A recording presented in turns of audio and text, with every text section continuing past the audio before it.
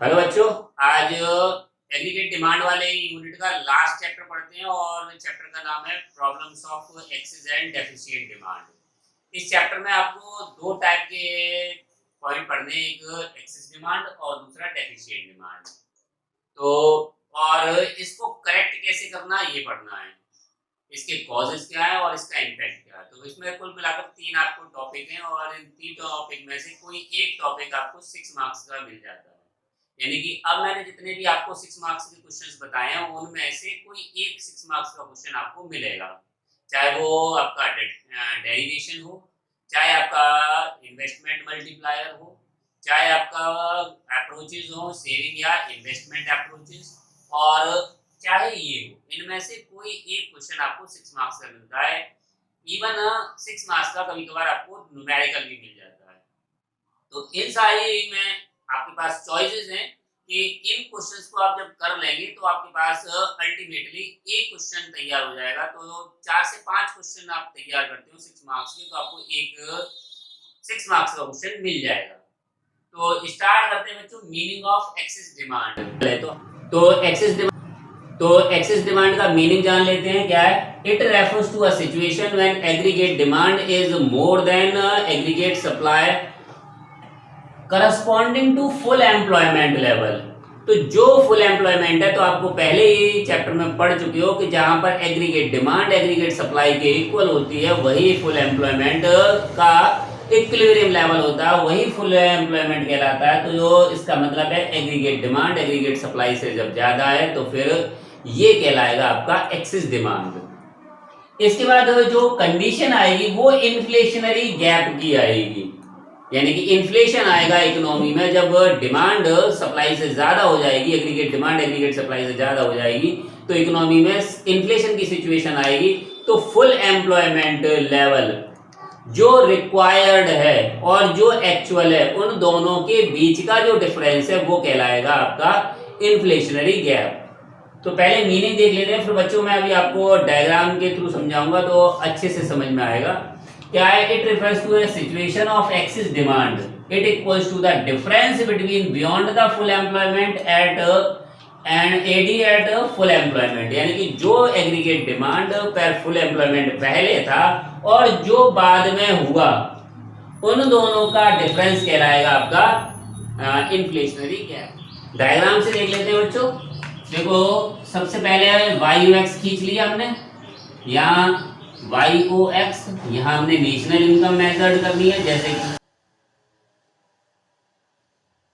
Aggregate supply curve start होता है Y axis से और ये होता है सी प्लस एस।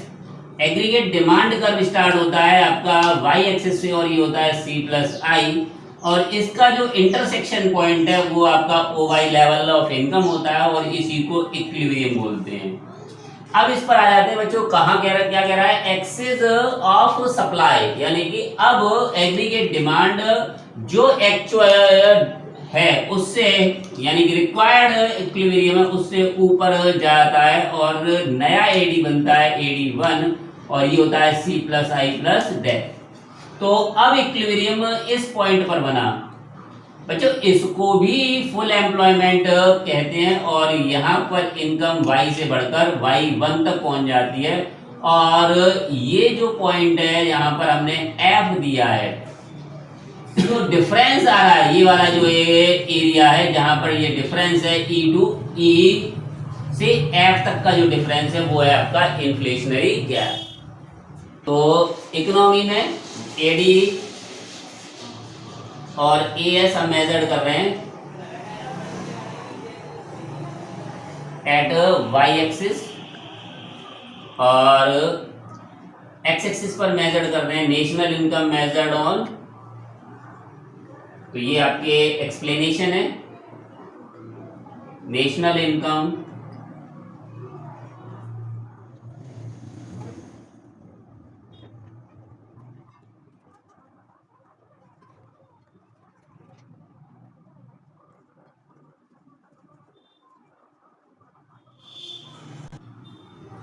तो एडी और एएस को मेजर्ड किया हमने वाई एक्सिस पर, नेशनल इनकम मेजर्ड की एक्स एक्सिस पर फुल एम्प्लॉयमेंट लेवल हमारा जो इनिशियल है वो आपका ई पॉइंट पर है, वहां पर जहां पर एडी इक्वल्स टू एएस है, और यही आपका रिक्वायर्ड इक्विलिब्रियम पॉइंट है।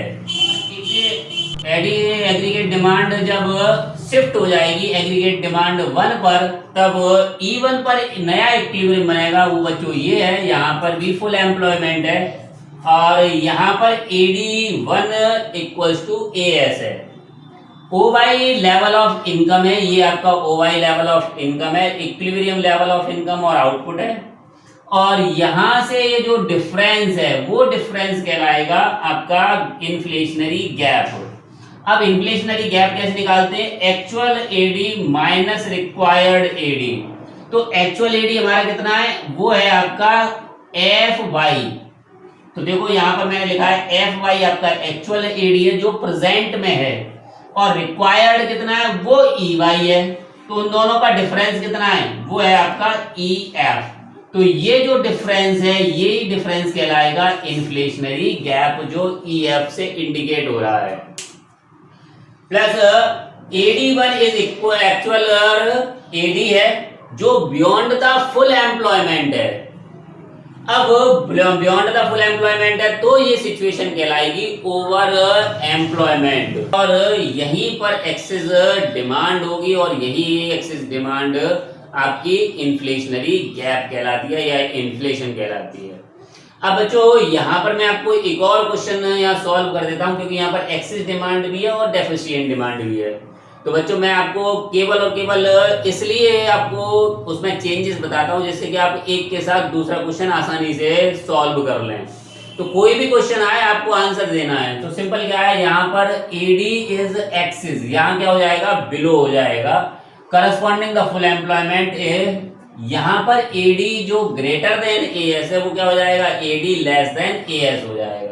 और ये जो एक्सेस डिमांड है वो कन्वर्ट हो जाएगी किसमें? डेफिशिएंट डिमांड में। तो बच्चों केवल दो वर्ड आप चेंज करेंगे, एक तो यहाँ पर AD लेस देन AS करेंगे और यहाँ एक्सेस की जगह लेस करेंगे, तो आपका ये एक्सेस डिमांड डेफिशिएंट डिमांड में कन्वर्ट हो जाएगी डेफिनेशन। ऐसे यहाँ पर इन्फ्लेशनरी गैप क्या होगा बच्चों? वो हो जाएगा डिफ्लेशनरी गैप। यहाँ एक्सेस डिमांड की जगह क्या आ जाएगा? ये आ जाएगा deficient demand equal to the difference beyond, beyond मतलब बदला, बाद में नहीं, ये आएगा बिलो। यहाँ पर आपको लिखना होगा below full employment, AD eight full employment. तो ये जो डॉटेड लाइन है बच्चों वो अब आ जाएगी इसके बिलो, यहाँ पर नीचे आ जाएगी, और केवल वेरिएबल आप यही रखिए, वेरिएबल चेंज मत कीजिए, और यही आपका जो एक्सप्लेनेशन है वही एक्सप्लेनेशन आपका काम करेगा। तो ADAS आपने मेजर्ड किया वाई एक्सिस पर, नेशनल इनकम मेजर्ड की एक्स एक्सिस पर, कोई चेंज नहीं होगा। Full employment AD equals to AS है, इसमें भी कोई चेंज नहीं होगा। Point E is the required full employment level, इसमें भी कोई चेंज नहीं होगा। इवन फुल एम्प्लॉयमेंट ये ऐसा ही रहेगा, actual that is AD equals to AS, तो यहाँ भी AD इक्वल्स टू AS आएगा बच्चों। तो इसके बाद ये जो पॉइंट है यहाँ पर, ये यहाँ पर ना आके यहाँ आएगा, अब ये इवन यहाँ पर आएगा, ठीक है। और OY level of equilibrium level वो ऐसा ही रहेगा।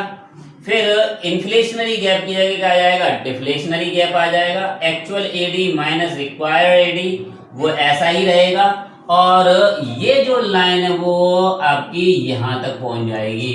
तो अब आपका जो EY है, जो इनिशियल E था वो यहाँ था, और ये डिफरेंस आ जाएगा आपका यहाँ पर F कर देना, तो ये जो चेंज आएगा वो एज इट इज रहेगा।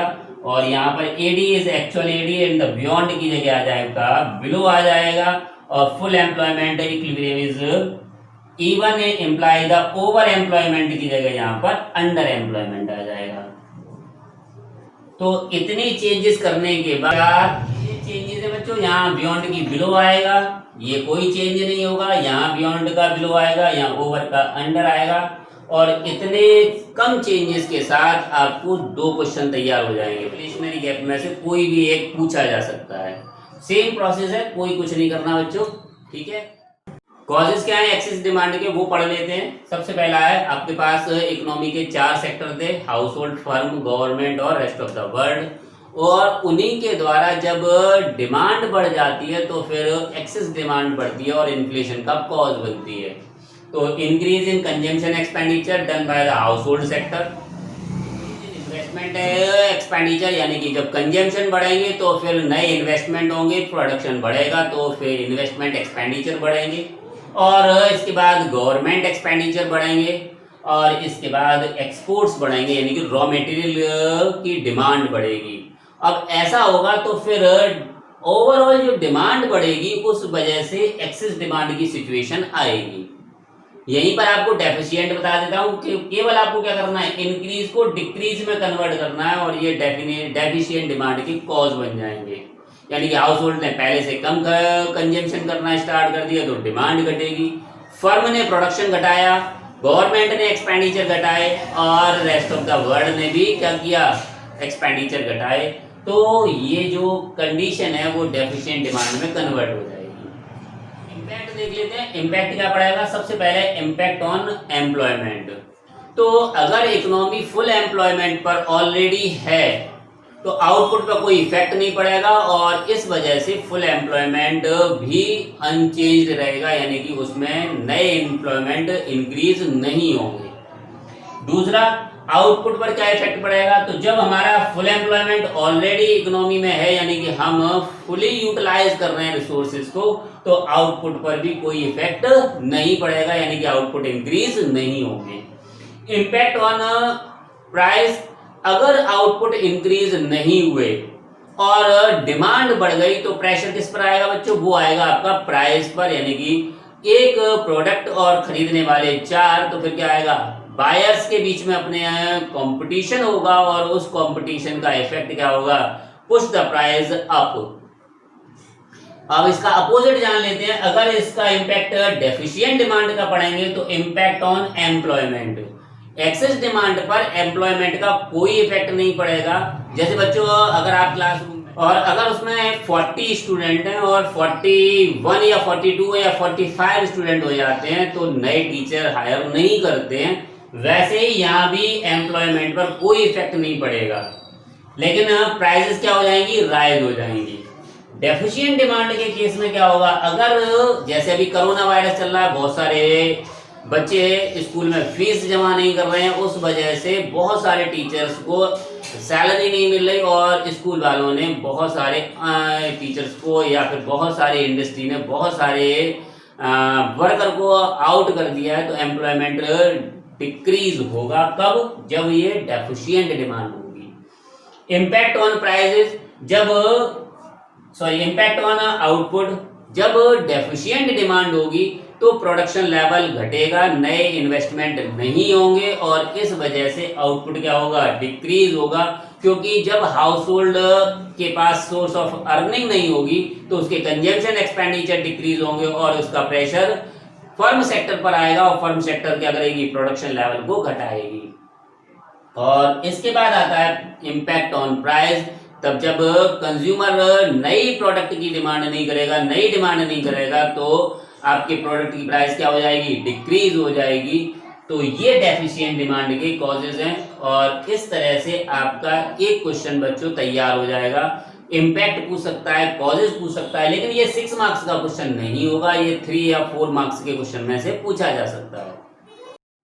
बच्चों जब एक्सेस डिमांड या डेफिशिएंट डिमांड की सिचुएशन आएगी तो इसे करेक्ट करना पड़ेगा और फुल एम्प्लॉयमेंट यानी कि जो रिक्वायर्ड फुल एम्प्लॉयमेंट है उस पर पहुंचना होगा। इसके लिए 2 मेजर हैं, एक है फिजिकल पॉलिसी मेजर और दूसरा है मॉनेटरी पॉलिसी मेजर।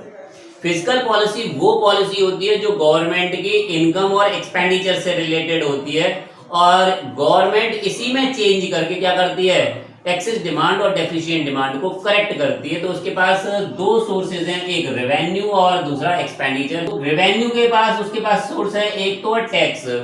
तो मैं आपको एक्सेस डिमांड का केस बता रहा हूँ और डेफिशिएंट डिमांड का जस्ट अभी मैंने आपको बताया था, एक एक वर्ड करके आपको चेंज करना है। जैसे मोर है तो लेस करना है, लेस है तो मोर करना है, इतना करना है। टैक्सेस के साथ क्या होगा, टैक्सेस के साथ होगा अगर एक्सेस डिमांड है तो जो एग्जिस्टिंग टैक्स है उसकी रेट इंक्रीज हो जाएगी या नए टैक्स इंपोज कर देंगे गवर्नमेंट, इससे क्या होगा, एग्रीगेट डिमांड फॉल हो जाएगी क्योंकि लोगों की डिस्पोजेबल इनकम घटेगी। तो मैं आपको वही पॉइंट बता रहा हूं, आपको 3 या 4 पॉइंट लिखने हैं, वही आप लिखना, इससे आपको 3 मार्क्स का क्वेश्चन अपने आप सही हो जाएगा। तो सबसे पहले टैक्स के रूप में बताता हूं, तो टैक्स क्या होंगे, एक्सेस डिमांड के केस में टैक्स या तो नए इंपोज हो जाएंगे या एग्जिस्टिंग टैक्स की रेट इंक्रीज हो जाएगी। और इसका इफेक्ट क्या पड़ेगा, सबसे पहला इफेक्ट होगा कि कंज्यूमर की डिस्पोजेबल इनकम घटेगी। जब डिस्पोजेबल इनकम घटेगी तो आपके जो इन्वेस्टमेंट हैं वो रिड्यूस होंगे और इस तरह से वो जो एग्रीगेट डिमांड है, इट मींस C+I, वो डिक्रीज हो जाएगी और एक्सेस डिमांड की जो सिचुएशन है वो करेक्ट हो जाएगी। बस ये 4 पॉइंट आप लिखेंगे पॉइंट बनाकर कि टैक्स नए इंक्रीज किए जाएंगे जिससे डिस्पोजेबल इनकम डिक्रीज होगी। दूसरा पॉइंट लिखेंगे फॉल इन एडी और फोर्थ पॉइंट लिखेंगे after that AD is corrected and reach to the required level of. दूसरा मेजर है गवर्नमेंट पब्लिक डेप्ट करेगी या बोरोइंग करेगी, इसके लिए वो क्या करेगी, अपनी सिक्योरिटी को बाजार में अवेलेबल कराएगी जिसे लोग परचेज करेंगे और जब लोग उसे सिक्योरिटी को परचेज करेंगे तो बाजार में कैश की कमी आएगी और जब कैश डिक्रीज होगा तो उनकी डिस्पोजेबल इनकम घट जाएगी और फिर डिक्रीज होगी एग्रीगेट डिमांड और ये बाद में डिजायर लेवल ऑफ एडी पर पहुंचेगी। थर्ड वन है डेफिसिट फाइनेंसिंग। डेफिसिट फाइनेंसिंग होता है नई करेंसी को इशू करना। एक्सेस डिमांड के केस में डेफिसिट फाइनेंसिंग रिड्यूस होगी जो मनी सप्लाई को रिड्यूस करेगी। मनी सप्लाई रिड्यूस होगी तो डिस्पोजेबल इनकम रिड्यूस होगी और एक्सेस डिमांड कंट्रोल होगी। दूसरा कंपोनेंट है फिस्कल पॉलिसी का, वो है गवर्नमेंट एक्सपेंडिचर। और गवर्नमेंट एक्सपेंडिचर दो पार्ट है, डेवलपमेंट एक्सपेंडिचर, दूसरा non development expenditure. Excess demand के केस में government non development expenditure reduce कर देगी जिससे कि वो कॉन्सेप्ट जो मैंने अभी बताया था आपको लास्ट वीडियो में कि वंस एक्सपेंडिचर अदर्स इनकम, तो गवर्नमेंट के एक्सपेंडिचर क्या करेंगे, लोगों की इनकम को जनरेट करेंगे। अगर गवर्नमेंट नए एक्सपेंडिचर नहीं करेगी, नॉन डेवलपमेंट एक्सपेंडिचर नहीं करेगी तो फिर लोगों की इनकम जनरेट नहीं होगी और इससे फिर डिस्पोजेबल इनकम डिक्रीज होगी और एडी फॉल होगी और एक्सेस डिमांड कंट्रोल होगी। तो मैंने आपको ये 4 पॉइंट बताए, हर एक में यही आपको लिखना है। डेफिशिएंट डिमांड के केस में इसका अपोजिट करना है, आपको जो चीजें डिक्रीज हो रही है उन्हें इंक्रीज करना है। सिंपल है बच्चों। इसके बाद आएगा मॉनेटरी पॉलिसी। मॉनेटरी पॉलिसी आप प्रीवियस यूनिट में मनी एंड बैंकिंग वाले चैप्टर में पढ़ चुके हो, आरबीआई का है। तो वहां पर ये फंक्शन है लेकिन अब वो वहां से एक्सक्लूड कर रहे हैं, यहाँ पर इनको आपको करेक्ट करने के लिए यूज करना है। तो एक है क्वांटिटेटिव और दूसरे हैं क्वालिटेटिव। बैंक रेट वो रेट होती है जिस रेट पर कमर्शियल बैंक को सेंट्रल बैंक लोन देती है। तो इन्फ्लेशन के केस में क्या होगा, बैंक रेट की रेट बढ़ा दी जाएगी और जो कमर्शियल बैंक की बोरोइंग्स हैं वो एक्सपेंसिव हो जाएंगी, कॉस्टलियर हो जाएंगी और पहले की जब कॉस्टली हो जाएंगी तो रेट ऑफ इंटरेस्ट राइज हो जाएगी। कॉस्ट ऑफ बोरोइंग इंक्रीज होगी तो डिस्पोजेबल इनकम डिक्रीज होगी और एग्रीगेट डिमांड फॉल होगी और एक्सेस डिमांड कंट्रोल होगी। रेपो रेट और बैंक रेट एक ही है बच्चों, यहाँ ये लॉन्ग टर्म क्रेडिट है और ये शॉर्ट टर्म क्रेडिट है। तो अगर शॉर्ट टर्म क्रेडिट लेती है सेंट्रल बैंक से कमर्शियल बैंक तो इसकी भी रेट ऑफ इंटरेस्ट बढ़ जाएगी और इस वजह से आपका क्या होगा, कॉस्ट ऑफ बोरोइंग बढ़ेगी। तो सेम आपको लिखना है, कोई चेंज नहीं करना, बस इतना है कि ये लॉन्ग टर्म क्रेडिट है और ये शॉर्ट टर्म क्रेडिट है। रिवर्स रेपो रेट क्या होता है, इसका अपोजिट होता है। तो जो कमर्शियल बैंक के डिपॉजिट्स हैं उन डिपॉजिट्स के अगेंस्ट में सेंट्रल बैंक कमर्शियल बैंक को इंटरेस्ट पे करती है। तो एक्सेस डिमांड के केस में क्या होगा, ये रेट ऑफ इंटरेस्ट घट जाएगी जिससे कि कमर्शियल बैंक के पास जो लिक्विडिटी है वो रिड्यूस होगी तो वो लोन कम देगी और जब लोन कम मिलेंगी तो फिर वो डिस्पोजेबल इनकम डिक्रीज होगी और डिस्पोजेबल इनकम डिक्रीज होगी तो एग्रीगेट डिमांड फॉल होगी और एक्सेस डिमांड कंट्रोल होगी। Open market operation. Open market operation में आरबीआई या सेंट्रल बैंक क्या करती है, गवर्नमेंट की सिक्योरिटीज को परचेज और सेल करती है। तो एक्सेस डिमांड के केस में क्या करेगी, सेल करेगी, और डेफिशिएंट डिमांड के केस में परचेज करेगी।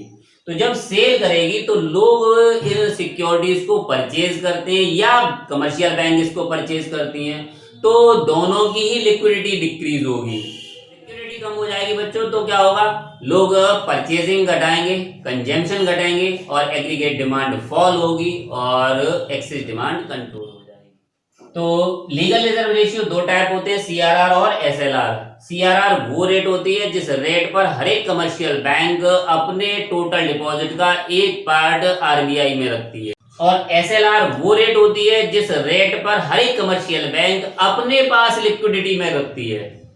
तो इन्फ्लेशन के केस में दोनों की रेट बढ़ जाती है, जिससे कॉस्ट बढ़ जाती है, और बैंक अब लोन कम देंगे तो लोन कम मिलेगा, तो लोगों की कंजम्पशन घटेंगे, और कंजम्पशन घटेंगे तो एग्रीगेट डिमांड डिक्रीज होगी और एक्सेस डिमांड कंट्रोल होगी। इसके बाद आता है क्वालिटेटिव इम्पोजिंग मार्जिन रिक्वायरमेंट। ये क्या होता है, ये वो सिक्योर्ड लोन होते हैं जो difference between the borrower and security offered by the borrower.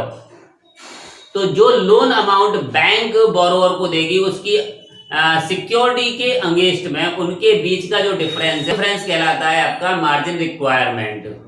जैसे अगर एक व्यक्ति को 10 लाख रुपए का लोन चाहिए और उसने 15 लाख रुपए की सिक्योरिटी दी, तो 5 लाख रुपए क्या है, वो जो 10 और 15 के बीच का डिफरेंस है वो आपका मार्जिन रिक्वायरमेंट है। तो अगर इन्फ्लेशन है तो इसकी रेट बढ़ जाएगी, और अगर डिफ्लेशन है तो रेट घट जाएगी। यानी कि अगर कोई व्यक्ति 15 लाख रुपए की सिक्योरिटी दे रहा है तो उसे 10 लाख का लोन मिल रहा है, यानी कि 5 लाख का रिक्वायरमेंट है। और अगर डिफ्लेशन होगा तो 10 की जगह उसे 12 या 13 या 14 लाख रुपए मिल जाएंगे अगेंस्ट में 15 लाख की सिक्योरिटी के। तो डिफ्लेशन में ये रिक्वायरमेंट घट जाती है और इन्फ्लेशन में ये रिक्वायरमेंट बढ़ जाती है। मोरल सुएशन, मोरल परसुएशन होता है, जो गाइडलाइन आरबीआई इशू करती है कमर्शियल बैंक के लिए, उन गाइडलाइन पर एक कमर्शियल बैंक को रहना ही पड़ता है। अगर वो ऐसा नहीं करती तो उसके अगेंस्ट में एक्शन लिया जाता है, किसके थ्रू, आरबीआई के थ्रू। और सेलेक्टिव क्रेडिट कंट्रोल होता है कि पॉजिटिव और नेगेटिव इंपैक्ट होता है। Selective credit control priority sector को लोन या क्रेडिट अवेलेबल कराना होता है। तो अगर आपका पॉजिटिव भी है और नेगेटिव भी है, अगर आपका क्रेडिट एक्सपेंशन और कॉन्ट्रैक्शन से रिलेशन है, अगर आपकी एक्सेस डिमांड है तो कॉन्ट्रैक्शन होगा किसमें, क्रेडिट में, और अगर डेफिशिएंट डिमांड है तो एक्सपेंशन होगा। तो इस तरह से बच्चों ये मेजरमेंट है to correct the excess demand, और पहले ही बता चुका हूं कि इनके अपोजिट करने आपको इंक्रीज का डिक्रीज करना, और ये डेफिशिएंट डिमांड को करेक्ट करने के मेजर बन जाएंगे। तो हर एक में मैंने आपको 4 पॉइंट बताए हैं।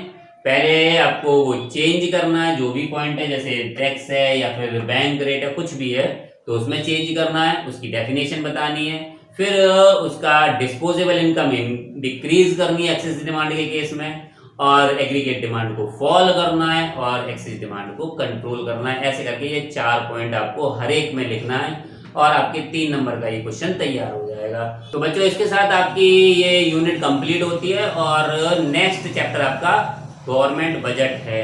तो तब तक कीप वॉचिंग, कीप शेयरिंग।